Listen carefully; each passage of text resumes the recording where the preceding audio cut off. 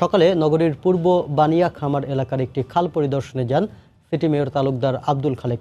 জেলা প্রশাসক মোহাম্মদ হেলাল উদ্দিন ও পানি উন্নয়ন বোর্ডের নির্বাহী প্রকৌশলী শরীফুল ইসলাম সহ বিভিন্ন দপ্তরের ঊর্ধ্বতন কর্মকর্তারা।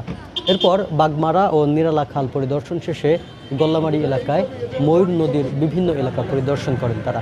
শিগগিরই অবৈধ স্থাপনা উচ্ছেদ ও ময়ূর নদীর সাথে সংযুক্ত 22টি খাল খনন করা হবে বলে জানিয়েছেন জেলা প্রশাসক।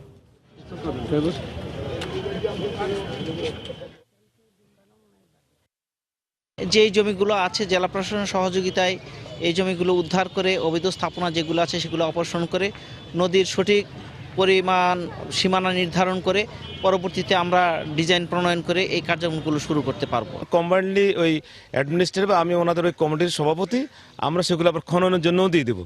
তাতে করে নদীর খালের আগে যে ঐতিহ্য যে প্রবাহ সে প্রবাহটা থাকবে। আমাদের বসবাসের জন্য যেটা প্রয়োজন সেই কাজগুলো করার জন্য যদি খাল যেগুলো দীর্ঘদিন আমরা সংস্কার করিনি কিংবা এই সমস্ত খাল অবৈধ দখলে ছিল, এখন দেশের স্বার্থে এলাকার মানুষের স্বার্থে এগুলো উদ্ধার করতে হবে।